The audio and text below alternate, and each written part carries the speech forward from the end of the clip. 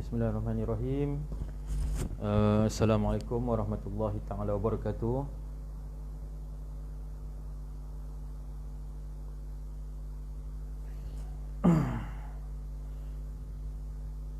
Pada siapa yang dah masuk ataupun berada bersama-sama dengan kita pada malam ni, boleh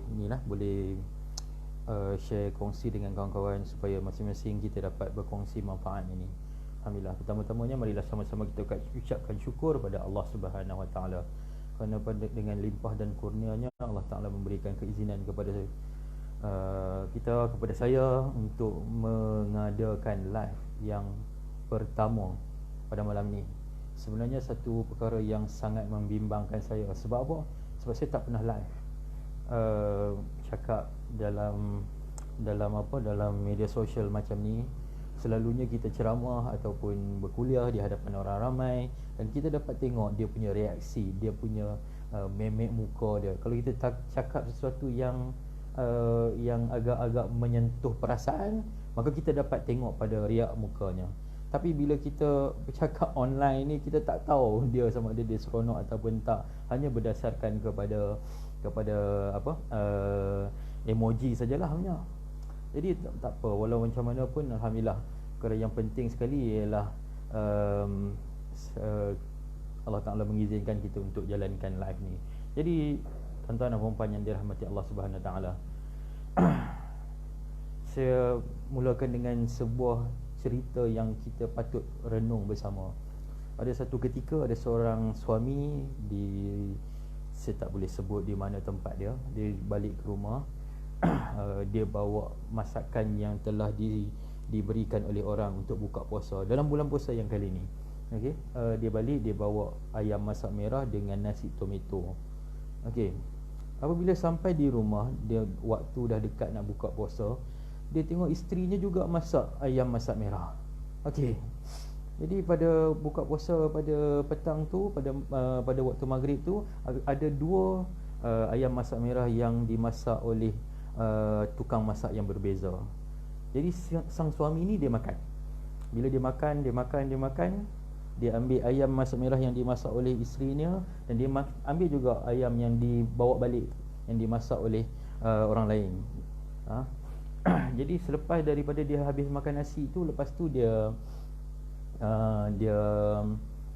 minta dekat bini dia suruh buat main roti.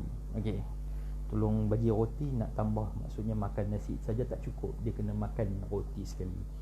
Dia makan roti sambil dia cicah kuah dan ayam masak merah yang dibawa balik daripada tempat kerja, dan dia tinggalkan ayam masak merah yang dimasak oleh isteri dia. Okey, jadi isteri dia tengok, apa pasal yang tak makan aku punya ayam masak merah ni? Ada masalah apa? Takkanlah aku masak tak sedap kot, ada kurang dekat mana, masin terlebih ke? Okay. Jadi dia tak suarakan apa yang dia rasakan tu, dan dia masam, muka dia masam. Lepas tu bergaduh. Okey, dia tak puas hati dengan apa yang dilakukan oleh suami dia, kemudian dia tak suarakan. Bila mai waktu malam tu, suami tanya dia, "Kenapa yang masam sangat ni? Ada masalah apa?" Okey, barulah dia meluahkan apa yang dia tak puas hati kan tu. Sebab dia dah marah dah, dia dah masam dah, dia dah tunjukkan ketidaksukaan yang ada dekat wajah dia. Lepas tu baru bila suami dia tanya, baru dia jawab, sebenarnya tadi marah sebab apa? Awak sedap sangat ke yang orang lain masak tu? Sampai tak makan roti tu dengan yang seisteri masak, tapi makan yang orang lain masak. Tengok-tengok suami dia jawab, sebenarnya abang makan yang ayam masak merah yang daripada pejabat tu sebab depa masak lama dah. Kalau tak makan bagi habis, lepas tu benda tu basi, rosak, tak boleh makan dah. Tapi yang sayang masak baru lagi, dekat-dekat nak buka puasa baru masak, jadi dia boleh tahan lama. Kita boleh simpan untuk makan waktu sahur. Okey. Bila dah dapat macam tu, bila dah dijelaskan begitu, barulah dia dapat faham. Rupa-rupanya bagus, rupanya apa yang difikirkan oleh suami aku ni. Cuma masalah dia berlaku dekat sini, kenapa suami makan tak jelaskan, tak bagi tahu kepada isteri dia yang kenapa dia buat macam tu. Isteri pun tak tanya, lah bergaduh, lah masam muka. Jadi tuan-tuan, Sebenarnya perkara ni berlaku banyak dekat dalam kehidupan kita hari ini. Kenapa saya pilih tajuk ni? Kenapa saya sahaja tulis dekat caption live kita pada malam ni berkaitan dengan bahayanya hidup selama bahayanya pada pasangan yang berkahwin usia perkahwinannya 5 tahun ke bawah. Kenapa? Sebenarnya tuan-tuan dan puan-puan yang dirahmati Allah sekalian, ada 1 juta orang sekarang ni yang usia perkahwinannya di bawah 5 tahun sekarang ni di Malaysia. Dan di Malaysia satu hari kadar perceraian berlaku sebanyak 156 kes. Banyak ke sikit? Banyak, sangat banyak. Dan kalau kita lihat, rupa-rupanya bila kita cek balik punca-puncanya, banyaknya punca adalah bermula daripada salah faham. Jadi atas kerana itulah saya buat live pada hari ini.